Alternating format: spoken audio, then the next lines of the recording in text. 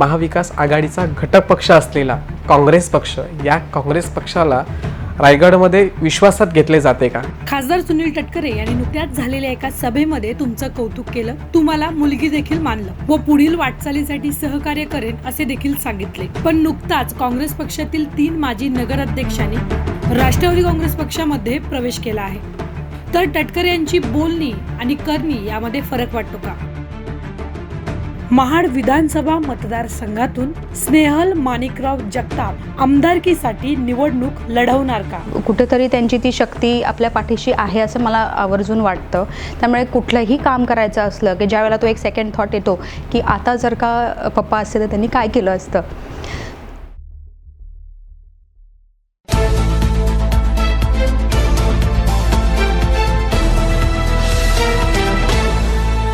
नमस्कार, मी संदीप जावडे स्वागत करतो आपलं विस्टा न्यूज मराठीच्या विस्टाचा कट्टा या कार्यक्रमामध्ये. आज आपल्यासोबत आहेत महाराष्ट्र प्रदेश काँग्रेसच्या सचिव तसेच महाडच्या माजी नगराध्यक्षा स्नेहलताई जगताप. तसेच आज आपल्यासोबत आहेत विस्टा न्यूज मराठीच्या मुख्य संपादिका संस्थापिका देवयानी मोरे मॅडम. आज आपल्यासोबत स्नेहल माणिकराव जगताप मॅडम स्वच्छंदी गप्पा मारणार आहेत. गप्पांना सुरुवात करण्यापूर्वी आज आपण त्यांच्याविषयी एका व्हिडिओच्या माध्यमातून जाणून घेणार आहोत. स्नेहल जगताप, महाड नगर परिषदेच्या माजी नगराध्यक्ष. स्नेहल जगताप यांना आपले वडील स्वर्गीय माणिकराव जगताप यांचा राजकीय वारसा मिळाला. वयाच्या अवघ्या 27व्या वर्षी स्नेहल जगताप या महाड नगर परिषदेच्या नगराध्यक्ष झाल्या. पद जरी बारशातून भेटले असले तरी त्यांनी आपली ओळख स्वकर्तृत्वातून निर्माण केली. आपल्या अभ्यासू नेतृत्वात महाड शहरात केलेली विकास कामे असो किंवा पूर परिस्थितीमध्ये खंबीरपणे केलेले नेतृत्व. त्याचवेळी त्यांचे वडील माणिकराव जगताप यांचे देखील निधन झाले. अशा वेळी स्वतःच्या भावनांना आवर घालून समाजासाठी आपण काहीतरी केले पाहिजे, यासाठी आपल्या वडिलांच्या निधनाच्या 2 दिवसांनंतर महाडकरांच्या मदतीला धावलेली माणिकरावांची लेख संपूर्ण महाराष्ट्राने पाहिली आहे. अल्पावधीतच आपल्या काम करण्याच्या पद्धतीनं रायगड जिल्ह्यातील राजकारणात स्वतःचे वेगळे स्थान स्नेहल जगताप यांनी निर्माण केले. आज त्यांच्याकडे महाराष्ट्र प्रदेश काँग्रेस कमिटीचे सचिव पद देखील आहे. स्नेहल माणिकराव जगताप विस्टाच्या कट्ट्यावर. स्नेहलजी, अवघ्या 27 वर्षाच्या असताना आपण नगराध्यक्षा झालात. फार थोड्या कालावधीमध्ये आपण राजकारणामध्ये एक वेगळी ओळख निर्माण केली. तुम्हाला स्वर्गीय माणिकराव जगताप यांचा राजकीय वारसदार म्हणून देखील पाहिले जाते. तर याविषयी आपल्या मनामध्ये काय भावना आहेत, काय सांगाल तुम्ही? खरं सांगायला गेलं तर ज्या वेळेला हे नगराध्यक्षपदाचं ज्यावेळेला आरक्षण, महिला आरक्षण जाहीर होणार होतं त्याच्या आधी मी लॉ शिकत होते आणि मी मुंबईला ॲडमिशन घेतलेलं होतं आणि मी वेकेशन होतं म्हणून मी सहज आले होते, म्हणजे एक्झाम्स आमच्या झाल्या होत्या म्हणून. म्हणजे कुठेही राजकारणामध्ये यावं अशा हेतूने काही असं मनामध्ये सुद्धा नव्हतं. मग ज्या वेळेला मी इथे आले आणि अचानक त्या दिवशी तो दिवस होता, त्या दिवशी आरक्षण जाहीर झालं आणि आरक्षण जाहीर झाल्यानंतरच मला लोकांचे फोन यायला लागले, कार्यकर्त्यांचे आमचे, की नगरपालिकेसाठी नगराध्यक्षपदासाठी म्हणून महिला हे आरक्षण जाहीर झालेलं आहे, तर आमची इच्छा आहे की दीदी तू लढावंच. पण मनामध्ये कुठेही अशी लढण्याची इच्छा अशी नव्हती. हो, माझ्या वडिलांना मी आवडीने असं नेहमी आबांना असं सांगायचे की मला एकदा तरी नगरसेवक होऊन पाहायचं म्हणून, कारण मला जनतेची कामं करायची आहे, जसं तुम्हाला मी बघत आलेले आहे लहानपणापासून. कारण आम्ही सुट्टीला ज्या वेळेला यायचो, माझं शिक्षणही मुंबईला झालेलं आहे, जन्मही मुंबईचा, पण ज्यावेळेला आम्ही मे महिन्यामध्ये इथे आम्ही राहायला यायचो तेव्हा माझ्या वडिलांसोबत आम्ही आमचं अंगण होतं जुन्या घरी, त्या ठिकाणी बसून ते कसे जनतेचे गप्पा मारायचे किंवा त्यांचे प्रश्न सोडायचे हे अगदी बारकाईने बघायला आवडायचं. ज्यावेळेला हे आरक्षण नगर परिषदेचं जाहीर झालं, माझ्या वडिलांची अजिबातच इच्छा नव्हती की मी राजकारणामध्ये या ठिकाणी यावं, कारण अर्थात शिक्षण ही पहिली त्यांची प्रायोरिटी होती. त्याच्यासाठीच आम्हाला त्यांनी मुंबईला ठेवलेलं होतं. त्यामुळे मग हे सगळं काही इतकं अचानक ठरलं आणि मला महाड नगर परिषदेची नगराध्यक्ष म्हणून त्यांचं प्रतिनिधित्व करायला मिळालं. मुळात मी माझं खरंच खूप भाग्य समजते, कारण इच्छा होती कुठेतरी, पण ती इतक्या लवकर ते होईल हे वाटलं नव्हतं मला. पण सातत्याने 5 वर्षामध्ये काम करत असताना माझं एक विचारधारा कायमच होती, जी आजही आहे, की आपण निवडणूक लढवत असताना एका पक्षातर्फे लढत असतो. निवडणूक झाल्यानंतर आपण त्या पदावरती विराजमान झाल्यानंतर संपूर्ण शहराची प्रतिनिधी म्हणून, संपूर्ण महिला वर्गाची, एक युवकांची प्रतिनिधी म्हणून त्या ठिकाणी मी ज्या वेळेला बसले त्यावेळेला राजकारण सोडून समाजकारण कशा पद्धतीने माझ्या हातून होईल ह्यालाच मी प्राधान्य दिलं. धन्यवाद. तुमच्या हातून जास्तीत जास्त जनतेची कामं अजून होत राहोत. आपण आपल्या पहिल्या सेगमेंटकडे वळणार आहोत. आपल्या पहिल्या सेगमेंटचं नाव आहे प्रश्न जनतेचे. यामध्ये जनतेकडून आलेले प्रश्न आम्ही तुम्हाला विचारणार आहोत आणि जनतेला त्याची अपेक्षित उत्तरं भेटायला पाहिजे. ठीक आहे, तर आपण पहिला प्रश्न आपला असणार आहे, जर पुन्हा महाडमध्ये पूरपरिस्थिती निर्माण झाली तर त्यासाठी आपण काय उपाययोजना केल्या आहेत आणि लोकांच्या सुरक्षेसाठी आपण आतापर्यंत काय केलं आहे? खरं तर अशी पूरपरिस्थिती पुन्हा निर्माण होऊ नये हेच भगवंताचरणी प्रार्थना कायमच आमच्या सगळ्यांचीच असेल. पण आपण पाहिलं तर महाड तसं बघायला गेलं तर प्रत्येक वेळेला फ्लड प्रोन एरिया म्हणून महाडची ही ओळख आहेच. मुळामध्ये उतव म्हणून महाडकरांसाठी हे अगदी तो म्हणजे नेहमीच आहे. पण ज्यावेळेला आपण बघतो की परिस्थिती निर्माण होते त्यावेळेला यंदाचा पूर हा इतका महाभयंकर होता की संपूर्ण शहरच या ठिकाणी, तालुका म्हटला पाहिजे आपण, उद्ध्वस्त झाला. शहराच्या वतीने आम्ही प्रामुख्याने हे लक्ष दिलेलं आहे की आपण जे नदीच्या बाबतीमध्ये गाळ काढणं असेल किंवा खोलीकरण असेल ह्याच्यामध्ये प्राधान्याने आपण काम पाहतो आहोत सगळेजण की ते चालू आहे. पण शहराच्या वतीने आपण एक प्रस्तावसुद्धा शासनाकडे दिलेला आहे की रिटेनिंग वॉल ही महाड नगर परिषदेच्या माध्यमातून गेले अनेक वर्षापासूनचा प्रलंबित प्रश्न आहे, तो आपण या ठिकाणी संबंधित मंत्री महोदयांना आपण दिलेला आहे. ज्या आपल्या जिल्ह्याच्या पालकमंत्री आहेत त्यांच्याशी सुद्धा आमची बैठक झाली. त्यांनाही आपण हा प्रस्ताव दिलेला आहे की जेणेकरून कुठेतरी आपण पूर तर थांबवू शकत नाही पण त्याची तीव्रता नक्कीच आपल्याकडनं कशी कमी होईल ह्याच्यासाठी नगर परिषद सज्ज आहे. आणि प्रामुख्याने आपण ह्या वेळेला असंही नगर परिषदेच्या माध्यमातून आम्ही केलेलं आहे की आपले जे शहरामध्ये आपण बघतो की ज्या वेळेला NDRFच्या आणि ज्या टीम्स येतात त्या इतक्या लवकर पोहोचत नाहीत, म्हणून प्रत्येक प्रभागामध्ये तरुण पिढी आपण बघितली ती सर्वात जास्त ॲक्टिव्हली या ठिकाणी भाग घेते आणि संपूर्ण जे काही परिस्थिती निर्माण होते त्याच्यातून बचाव कार्य करत असते. तर नगर परिषदेच्या माध्यमातून आपण त्या लोकांना एक ट्रेनिंग दिलेली आहे आणि अजूनही आपण देणार आहोत जेणेकरून अशी कोणती पूरपरिस्थिती किंवा कोणतीही आपत्कालीन परिस्थिती निर्माण झाली तर त्याच्यामधून कोणती टीम पोहोचण्याच्या आधी माझ्या शहरातली सगळे जण त्या ठिकाणी येऊनच पहिला बचाव कार्य करतील हे देखील आपण ट्रेनिंगच्या माध्यमातून आपण शहरामध्ये ते राबवलेलं आहे आणि भविष्यामध्ये सुद्धा राबवणार आहोत. NDRFची टीम महाडमध्ये हवी अशी महाडकर नेहमी सांगत असतात आणि ते झालेले आहे की NDRF टीम महाडमध्ये होणार आहे. मग त्याचं पुढे काय झालं? मला वाटतं अजून ती गोष्ट प्रोसेसमध्ये आहे. काही कारणांमुळे ते टेक्निकल प्रॉब्लेम्स होतात त्याच्यामुळे ते राहिलेलं आहे. पण ते ह्या वर्षभरामध्ये नक्कीच तेही होऊन जाईल ह्याची अपेक्षा आहे आणि त्याचा आपण पाठपुरावा करतोच आहोत. नक्कीच आपल्या माध्यमातून महाडकरांना उपाययोजना मिळतील आणि ते महाडकरांचं जनजीवन जे पूर परिस्थितीमध्ये विस्कळीत होतं ते पुन्हा एकदा सोयीस्कर होईल अशी एक अपेक्षा आम्ही व्यक्त करतो. आपण पुढच्या प्रश्नाकडे वळूया. वीरेश्वर मंदिराच्या सौंदर्यीकरणाचं काम नक्की कुठे थांबलंय? आता आपण जो प्रस्ताव आलेला आपण जो दिलेला होता वीरेश्वर मंदिराच्या बाबतीतला त्याच्यामध्ये आपलं मला असं वाटतं एक 10-20% काम त्या ठिकाणी आपल्याला झालेलं दिसतं आहे, अजून पूर्णपणे झालेलं नाही आहे. जसं मी म्हटलं काही टेक्निकल गोष्टी असतात ज्या राहतात आणि आता तर प्रशासक आलेला आहे त्याच्यामुळे काही कामं ज्या स्पीडने झाली पाहिजेत त्या स्पीडने होताना आपल्याला दिसत नाहीत. कारण कसं असं लोकप्रतिनिधी त्या ठिकाणी असल्यानंतर तो जो काही त्यांच्यावरती दबाव असतो किंवा ज्या पद्धतीने स्पीडने काम झालं पाहिजे तितकं होताना दिसत नाही म्हणून ते थांबलेलं आहे. पण येत्या काळामध्ये ते कुठलीही कामं थांबणार नाहीत ह्याची काळजी नक्कीच मी जरी आता त्या ठिकाणी नसले तरीसुद्धा पाठपुरावा हा करणं सोडणार नाही आहे.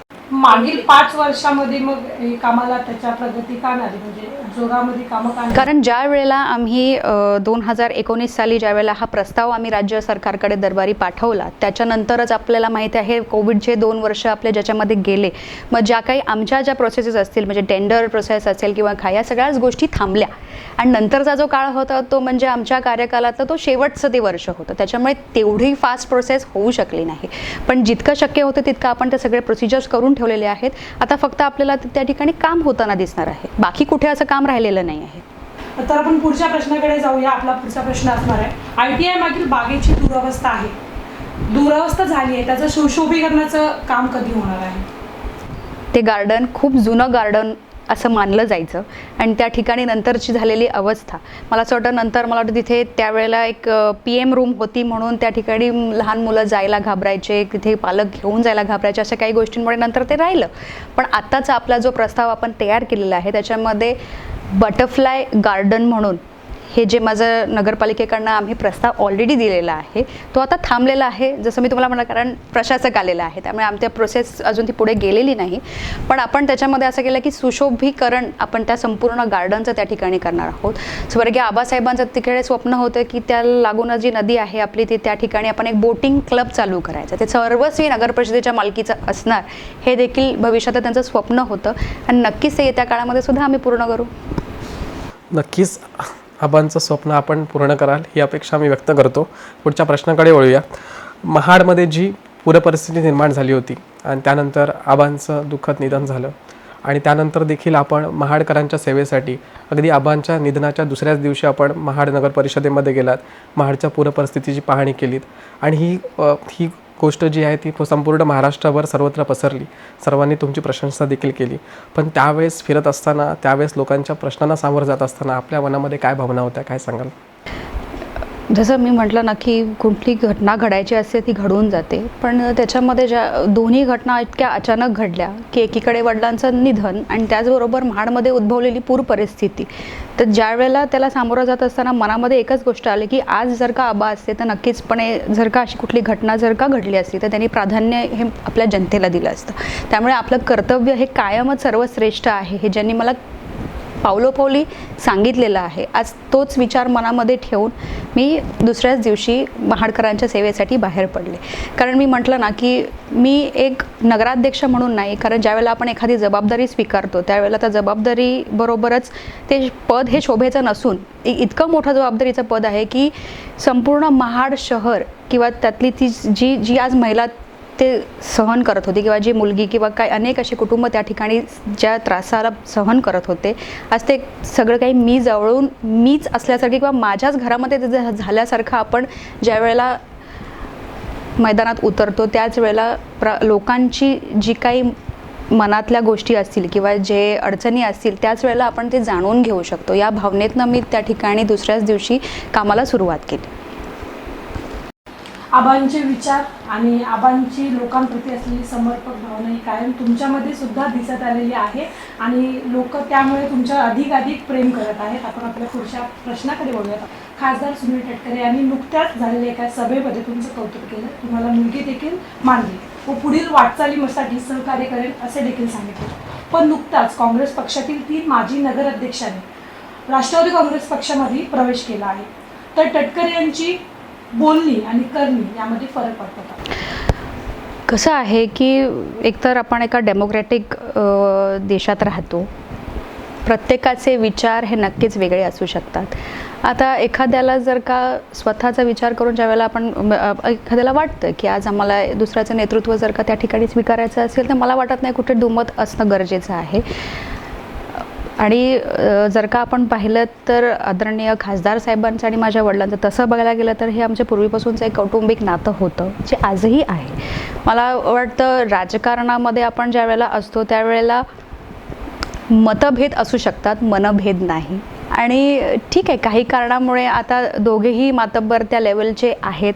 आज दुर्दैवाने माझे वडील त्या ठिकाणी जरी असले तरीसुद्धा राजकारणामध्ये आपण पाहिलं तर प्रत्येकाची विचार ही सरणी वेगळी असूच शकते ना. म्हणून मला असं कुठे वाटत नाही, कारण मला माहिती आहे की मी असेल किंवा अदितीताई असेल, आम्ही दोघींनी आमच्या एकमेकांच्या वडिलांच्या प्रचारानिमित्ताने आमची सुरुवात आयुष्याची राजकीय जीवनाची केली.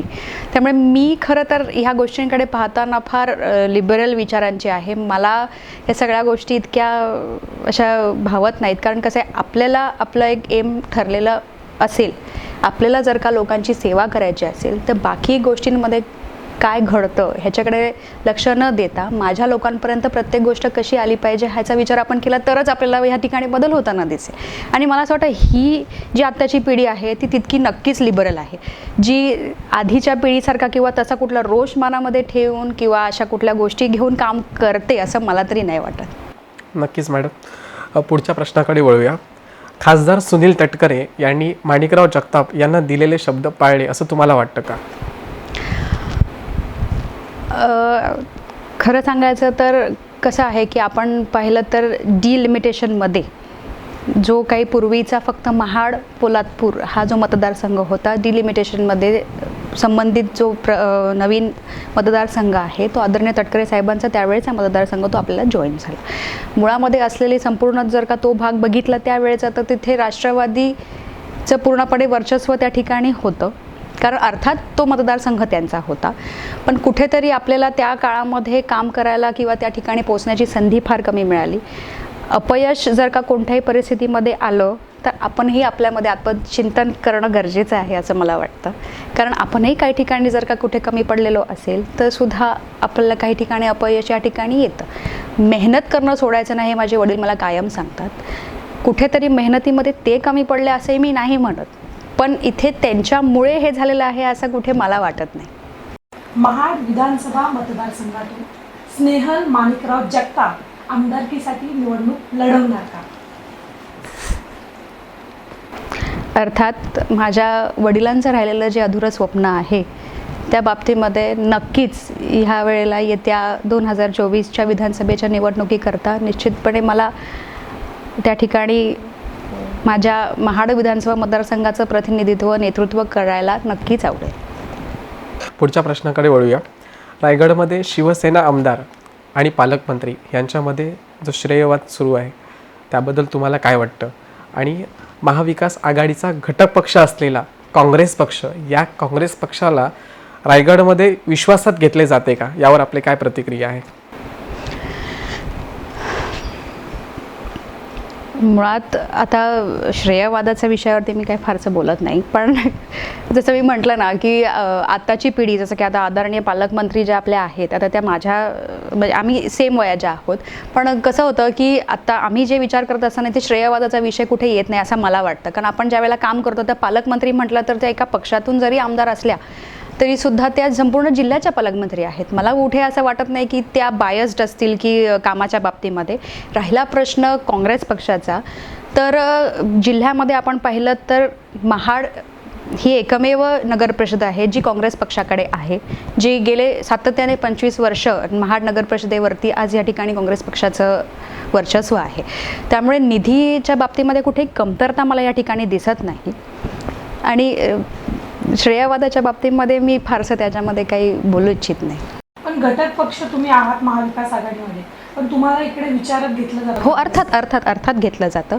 आमच्या आत्तापर्यंत जर झालेल्या कुठल्याही बैठका असतील किंवा काय, तर म्हणजे आदरणीय पालकमंत्री असतील किंवा खासदार साहेब असतील किंवा आमदार साहेबसुद्धा, म्हणजे ज्या वेळेला अशा कुठल्या बैठका होतात त्यावेळेला काँग्रेस पक्षाचा विचार कुठेही काँग्रेस पक्षाला डावललं या ठिकाणी जात नाही. आणि मुळामध्ये पक्ष काही इतका हे नाही आहे की कुठे आम्ही सुद्धा डावलून स्वतःला घेऊ, हे देखील आहे तेवढंच, पण विचारात नक्की घेतलं जातं. धन्यवाद. खूप छान गप्पा तुम्ही मारत आहात. आता आपण पुढच्या सेगमेंटकडे वळूया. या सेगमेंटमध्ये तुम्हाला नाव, सामाजिक प्रश्न किंवा पक्ष याविषयी विचारले गेले, ते विचारल्यानंतर तुमच्या डोक्यामध्ये किंवा मनामध्ये जी पहिली प्रतिक्रिया उमटेल त्या एका शब्दामध्ये तुम्हाला सांगायचं आहे. तर यातील पहिला प्रश्न नाव असणार आहे सुनील तटकरे.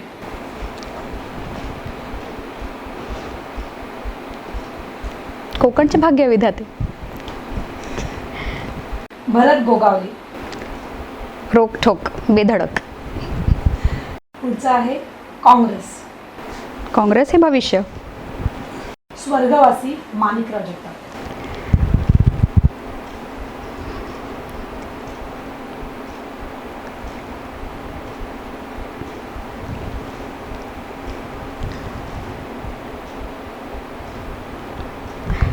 दूरदृष्टी.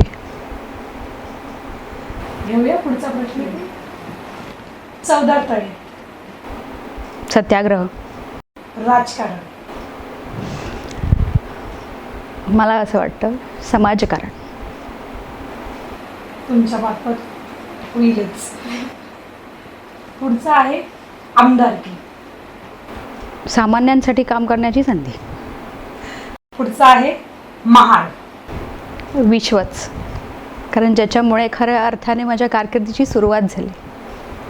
आणि पुढचा प्रश्न असा आहे, म्हणजे एक वाक्य असं आहे ज्याच्यामुळे खूप मागच्या महिन्यात येत्या काळामध्ये खूप मोठ्या प्रमाणात भांडणं झाली, गटबाजी, राडे, असं सगळं भरपूर झालं. तो असा असणार आहे, पोस्को भंगारवाड.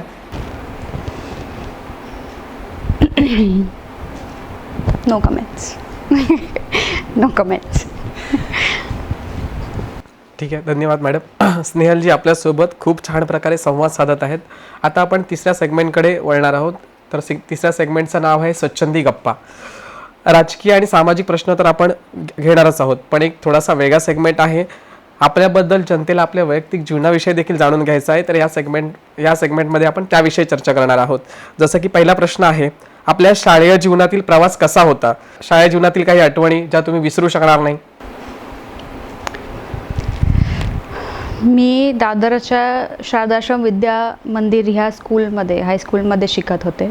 आणि शाळेतल्या आठवणी म्हणजे इतकंच आहे की कायम अभ्यासाला एवढं प्राधान्य की एक बोलतो ना आपण की स्कॉलर स्टुडंट म्हणूनच फक्त स्कूलपर्यंतच्या माझ्या आठवणी आहेत. म्हणजे फक्त अभ्यास आहे की अभ्यास, बाकी कुठल्या गोष्टी तर शाळेमध्ये असं नाही. पण कॉलेज जीवनामध्ये नक्कीच जे स्कूलमध्ये ज्या 10thपर्यंत आपलं जसं शिक्षण झालं पाहिजे किंवा ह्या सगळ्या गोष्टी करत, मग नंतर कॉलेजमध्ये आल्यानंतर ते एक वेगळा प्रवास आहे. पण त्याबद्दल सांगा, काय सांगाल कॉलेजमधल्या आठवणी सांगा.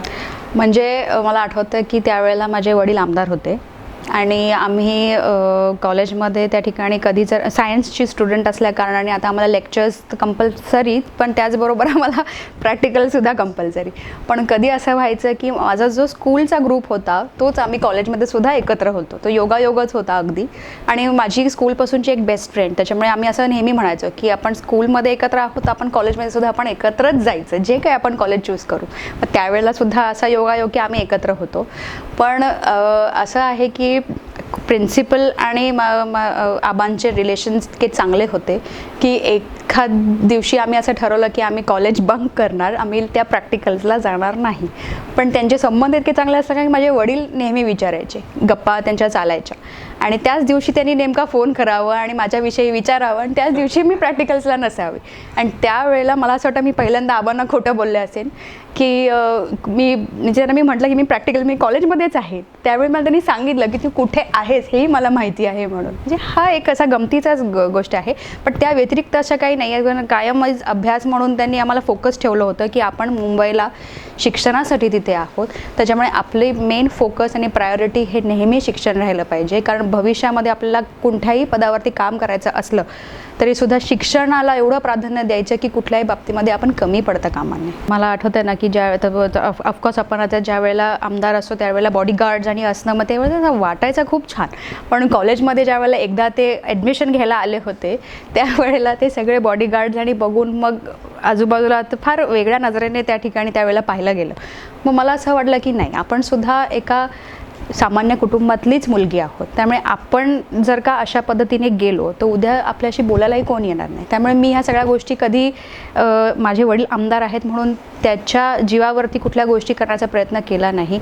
माझ्या फ्रेंड्स जशा होत्या त्यांच्याबरोबर माझे सगळे फ्रेंड्स होते. म्हणजे मी बसने सुद्धा ट्रॅव्हल केलेलं आहे, ट्रेनने सुद्धा ट्रॅव्हल केलं, त्याची फारशी काही माहिती नाही मला त्यांच्यासोबत अर्थात. पण अशा पद्धतीने माझं कॉलेज लाईफ होतं, अगदी ग्राउंडेड. कुठल्याही बाबतीमध्ये अशा बाबतीमध्ये कुठली हवा डोक्यात किंवा अशा गोष्टी कधी घडल्या नाही. अर्थातच शाळेय जीवनामध्ये कधी आबांनी देखील तुमच्या राजकारण आणू दिलं नाही, तुम्हाला त्याची जाणीव होऊ दिली नाही. आपण दुसऱ्या प्रश्नाकडे वळूया. कुटुंब आणि राजकारण याचा ताळमेळ कसा जमतं किंवा कसा बसतो? खरं सांगू ना तुम्हाला तर ज्या वेळेला आपण एखाद्या पदावरती असतो ना त्यावेळेला ती रिस्पॉन्सिबिलिटी इतकी मोठी असते की आपलं एक पर्सनल लाईफ आपल्याला कुठेतरी बाजूला ठेवावं लागतं. म्हणजे एकंदरीत आपल्याला कुठलीही गोष्ट करायची असेल तर ती पटकन जाऊन आपण करू शकत नाही. पण माझा नेहमी फोकस्ड हा राहिलेला आहे की जसे आपण आहोत तसंच आपण लोकांसमोर प्रेझेंट व्हायचं असतं. म्हणजे कुठंतरी आपण घरामध्ये एक आणि असं नाही. त्यामुळे आतासुद्धा काय होतं की आता तर ऑफकोर्स आय एम मॅरिड नाव, पण त्याच्या आधीचा प्रवास म्हणजे कसं अगदी मनात येईल त्यावेळेला काही करा किंवा या सगळ्या गोष्टी. पण आता काय होतं, दोन्ही फॅमिलीज मला बॅलन्स कराव्या लागतात आणि ते लकीली माझ्याकडून होतं. आणि माझी फॅमिलीसुद्धा इतकी सपोर्टिव्ह आहे की पहिली प्रायोरिटी ज्याला आपण दिली पाहिजे त्यांनी ते मला सांगून ठेवलेलं आहे. म्हणजे कुठेही महाडमध्ये राहू नकोस, मुंबईलाच ये किंवा मुंबईमधून तू काम कर, हे कुठलाही माझ्यावरती दबाव नसतो. लकीली दोन्ही फॅमिलीज माझ्या इतक्या बॅलन्सिंग आहे, त्यामुळे मला काम करायला सोपं जातं. पण विरोधक कायम अशी विरोधकांची ओरड असते की तुम्ही कायम नगराध्यक्ष मुंबईला असता, तर यावर तुम्हाला काय वाटतं? म्हणजे इतकं करूनही विरोधक जर असं बोलत असेल तर याविषयी तुम्हाला काय वाटतं? आपण आता ज्या वेळेला एखादं काम करतो त्यावेळेला विरोधक त्यांची भूमिका मांडत राहतात, कारण सत्ताधाऱ्यांबरोबर विरोधक असलेच पाहिजेत ना, त्याशिवाय आपल्याला मजा कशी.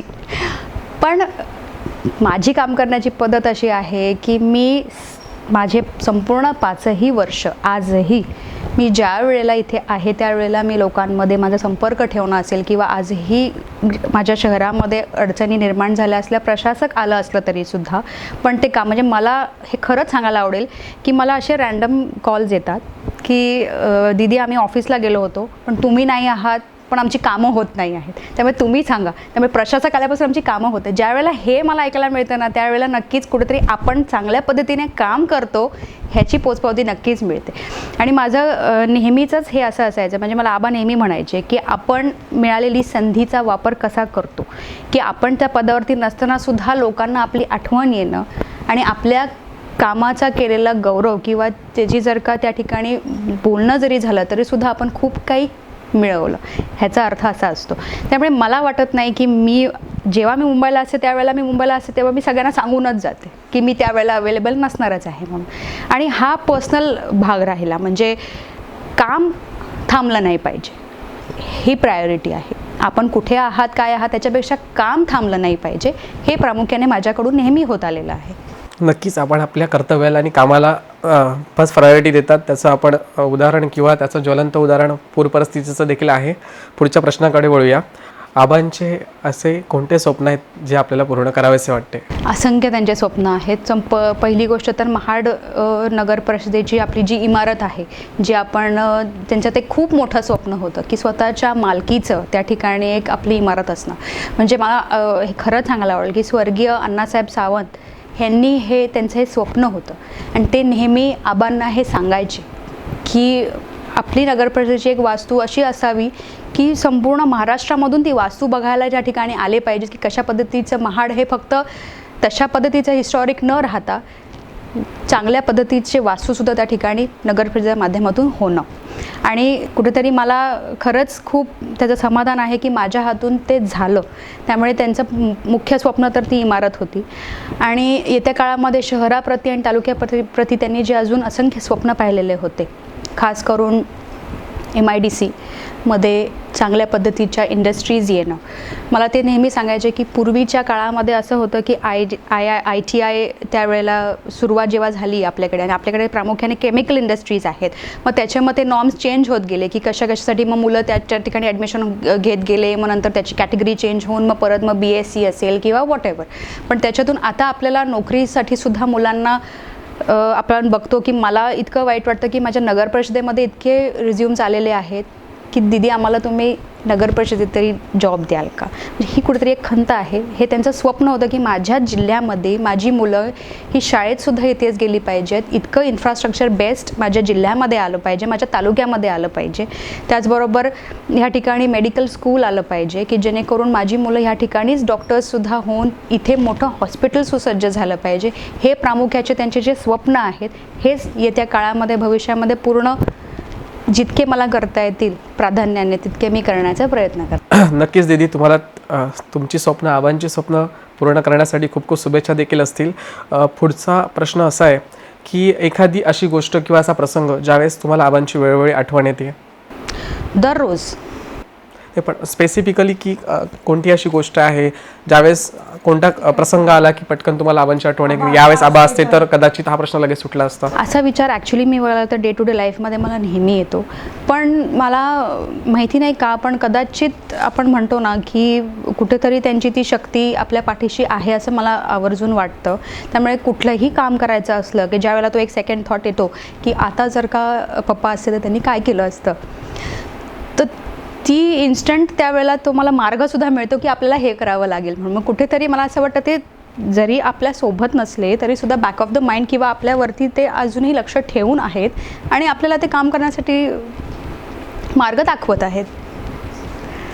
तर आपण आपल्या शेवटच्या सेगमेंटकडे वळणार आहोत आणि आपल्या शेवटच्या सेगमेंटचं नाव असणार रॅपिड फायर. यामध्ये तुम्हाला एक प्रश्न विचारला जाईल आणि त्याचे 2 पर्याय दिले जातील. त्यापैकी एक पर्याय तुम्हाला निवडायचा आहे.